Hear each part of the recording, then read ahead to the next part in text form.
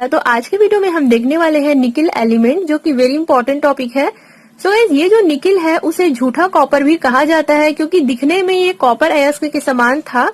तो यहाँ पे इसका नाम जर्मन के कुफेर निकिल से जो है वो बना हुआ है, जिसका अर्थ है झूठा कॉपर, क्योंकि यह दिखने में कॉपर अयस्क के समान था।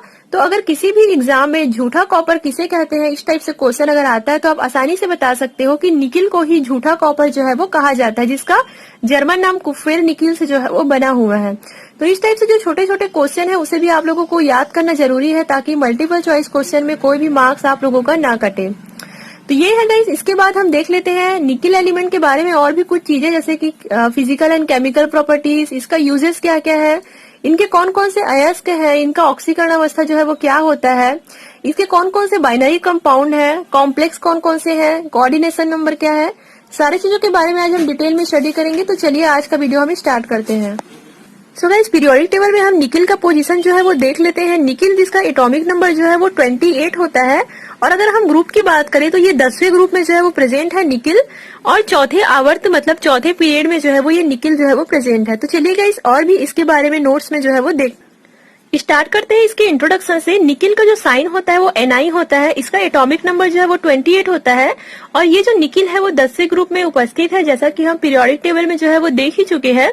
और अगर हम बात करें इसकी इलेक्ट्रॉनिक विन्यास की, मतलब इलेक्ट्रॉनिक कन्फिगरेशन की, तो इसका इलेक्ट्रॉनिक कन्फिगरेशन वो 3d8 और 4s2 होता है, मतलब 3d ऑर्बिटल में 8 इलेक्ट्रॉन और 4s ऑर्बिटल में 2 इलेक्ट्रॉन। ये तो हम जान ही चुके हैं कि जो निकिल है उसे झूठा कॉपर जो है वो कहा जाता है। उसके बाद हम इसके प्रमुख अयस्कों के नाम जो है वो देख लेते हैं। सो गाइस, ये जो इसके प्रमुख अयस्कों के नाम है वो एग्जाम में आने के चांसेस है, क्योंकि शॉर्ट टाइप क्वेश्चन में इस टाइप से क्वेश्चन जो है वो पूछे जाते हैं। तो इनके प्रमुख अयस्क है, सबसे पहला लिनेसाइट, जिसका केमिकल फॉर्मूला है Ni3S4। उसके बाद है निकिल ग्लांस, जिसका फॉर्मूला है NiAsS। फिर थर्ड नंबर में है निकिल ओकर, जिसका फॉर्मूला है NiASO428H2O।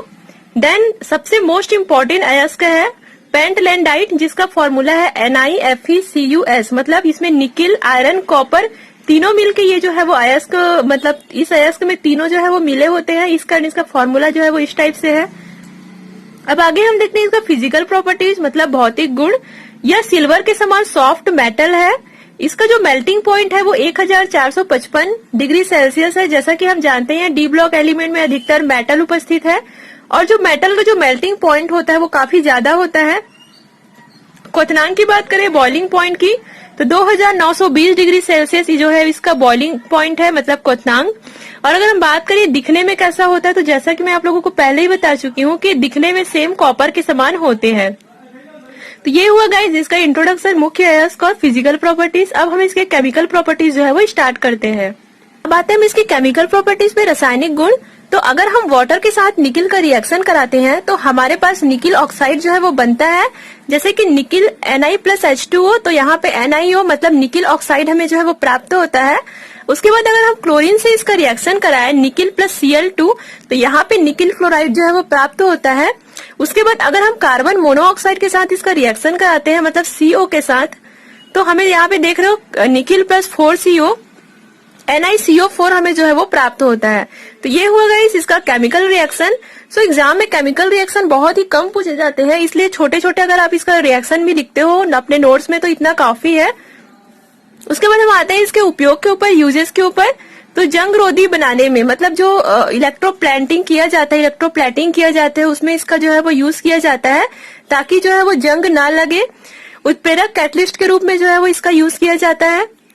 मिश्र धातु बनाने में यूज किया जाता है, जैसे German silver, Monal metal, nichrome, ये सब चीजों में जो है वो निकिल जो है वो मिलाया जाता है।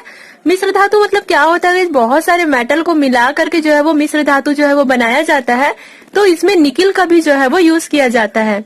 उसके बाद प्रयोगशाला में जंग रोधी उपकरण बनाने में जो है वो इसका यूज किया जाता है। तो ये तो था 3-4 इसका उपयोग।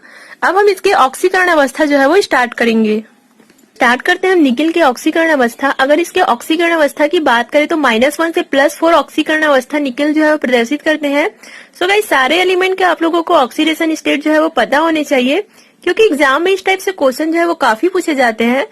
और अगर इस टाइप से क्वेश्चन आता है तो आप लोगों को ऐसे पॉइंट बना करके लिखना चाहिए, ताकि आपका नोट्स थोड़ा सा बड़ा लगे। ये जो निकिल है -1 से +4 ऑक्सीडेशन स्टेट जो है वो प्रदर्शित करते हैं। अगर हम इसमें सबसे इंपॉर्टेंट ऑक्सीडेशन स्टेट की बात करें तो जो +2 ऑक्सीडेशन स्टेट है वो सबसे ज्यादा इंपॉर्टेंट है निकिल के लिए, क्योंकि ये जो +2 ऑक्सीडेशन स्टेट है उसमें बहुत सारे कंपाउंड, बहुत सारे बाइनरी कंपाउंड एंड कॉम्प्लेक्स जो है वो यहाँ पे बनते हैं। तो +2 ऑक्सीडेशन स्टेट सबसे अधिक स्थायी मतलब स्टेबल और महत्वपूर्ण होते हैं। -1 की बात करें तो निकिल के -1 ऑक्सीकरण अवस्था में कोई बाइनरी कंपाउंड जो है वो नहीं बनते हैं, क्योंकि ये उतने अधिक स्थायी नहीं होते हैं, उतने ज्यादा स्टेबल ये जो है वो नहीं होते हैं, इसलिए यहाँ पे कोई भी बाइनरी कंपाउंड जो है वो यहाँ पे नहीं बनते हैं। इस अवस्था में निकिल केवल कार्बोनिल ऋण आयन Na2CO6 2- जो है वो प्रदर्शित करते हैं। तो ये हो गई। सो गाइस, अगर आप लोगों को ऑक्सीडेशन स्टेट समझ में नहीं आता है कि -1 क्या है, +1 +2, तो आप लोग टाइटेनियम एलिमेंट का वीडियो जो है वो जरूर देखें, वहां पे मैंने इसे अच्छे से जो है वो एक्सप्लेन किया है। बार बार मैं ऑक्सीडेशन स्टेट क्या होता है ये नहीं बता सकती, क्योंकि ऐसे में नोट्स काफी लंबे हो जाते हैं। तो BSc second year inorganic chemistry का जो टाइटेनियम एलिमेंट है यूनिट 1 का, वहां पे जा करके आप ऑक्सीडेशन स्टेट को जो है वो अच्छे से समझ सकते हो। उसके बाद अगर हम निकिल के 0 ऑक्सीडेशन स्टेट की बात करें, मतलब शून्य ऑक्सीकरण अवस्था की बात करें, तो NiCO4 में जो है वो पाया जाता है, मतलब कार्बोनिल कंपाउंड में ये जो ऑक्सीडेशन स्टेट है शून्य, वो जो है वो पाया जाता है। निकिल के +3 ऑक्सीकरण अवस्था के कुछ ही यौगिक ज्ञात है, क्योंकि निकिल के +3 और +4 उतने ज्यादा स्टेबल नहीं है, उतने ज्यादा स्थायी नहीं है, इसलिए इसके ज्यादा कंपाउंड हमें जो है वो पता नहीं है। और +4 ऑक्सीकरण अवस्था तो दुर्लभ होते हैं, मतलब ज्यादातर होते भी नहीं है, और अगर होते भी हैं तो हमें ज्ञात नहीं है। तो ये हुआ गाइस निकिल की ऑक्सीडेशन स्टेट, जो कि बहुत ही इजी है।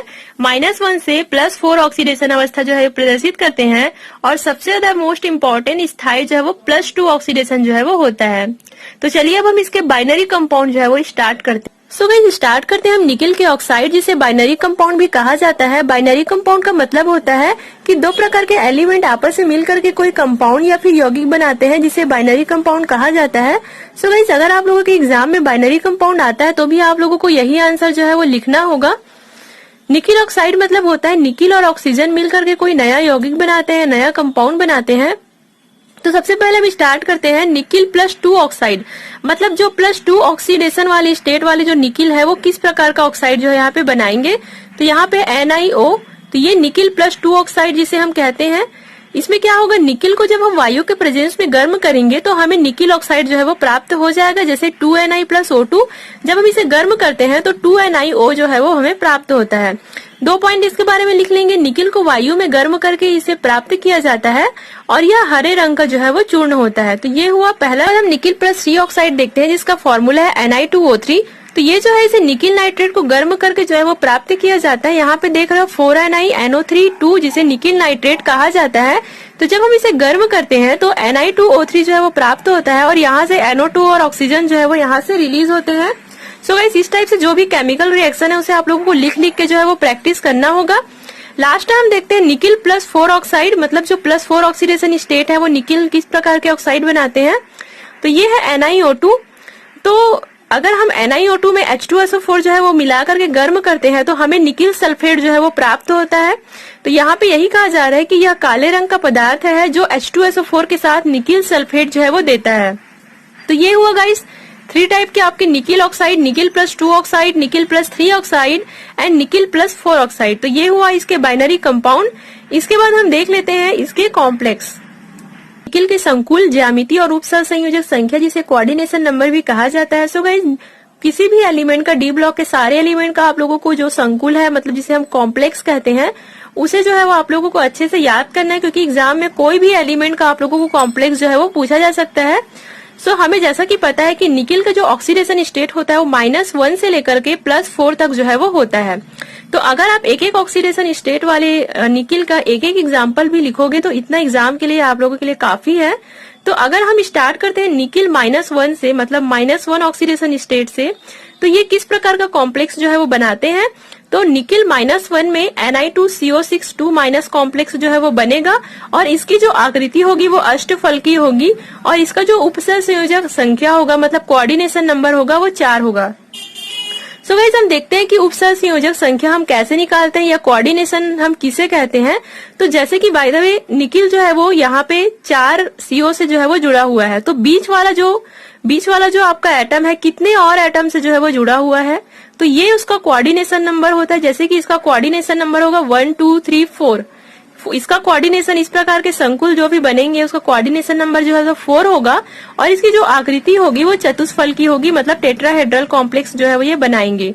तो कहने का मेरा ये मतलब है कि हम कोऑर्डिनेशन किसी भी कॉम्प्लेक्स में देखते हैं कि जो मेन हमारा जो एलिमेंट है, मेन जो हमारा एटम है वो कितने और एटम से जो है वो बीच में जो है वो जुड़ा हुआ है। तो ये इसका जो है वो कोऑर्डिनेशन नंबर जो है वो कहलाता है। अब हम देखते हैं जीरो ऑक्सीडेशन स्टेट वाले निकिल का कौन सा कॉम्प्लेक्स यहाँ पे बनेगा, तो Na2CO4 बनेगा, इसका कोऑर्डिनेशन नंबर 4 होगा और इसकी आकृति जो है वो चतुष्फल की होगी। +1 ऑक्सीडेशन स्टेट में इसका कोऑर्डिनेशन नंबर 5 होगा, और ये जो कॉम्प्लेक्स है NiNF2 3- त्रिकोणीय समतली इसकी जो है वो आकृति होगी।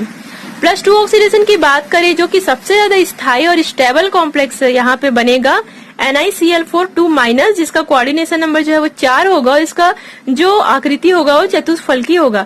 सो यहाँ पे आप लोगों को कोई भी स्ट्रक्चर बनाने की आवश्यकता नहीं है, बस आप लोगों को केवल कॉम्प्लेक्स का नाम याद करना है, इसका कोऑर्डिनेशन नंबर याद करना है, और इसका ज्यामिति मतलब इसकी जो संरचना है उसे आप लोगों को याद करना है। +3 की बात करें तो कोऑर्डिनेशन नंबर 6 होगा, इसकी आकृति अष्टफल की होगी, और इसका एग्जाम्पल NiFC3- जो है वो होगा। +4 की बात करें तो कोऑर्डिनेशन नंबर 6 होगा, अष्टफल की आकृति होगी, और NiFC2- इसका जो है वो कॉम्प्लेक्स होगा। सो गाइस आप लोग कॉम्प्लेक्स का नाम लिख लिख के याद कीजिएगा, आप लोगों को लॉन्ग टाइम तक याद रहेगा। तो आई होप यू गाइस आज का वीडियो आप लोगों को समझ आया होगा। इसके अलावा डी ब्लॉक एलिमेंट के और भी नोट्स आप लोगों को BSc सेकंड ईयर के प्लेलिस्ट में जो है वो जरूर मिल जाएंगे।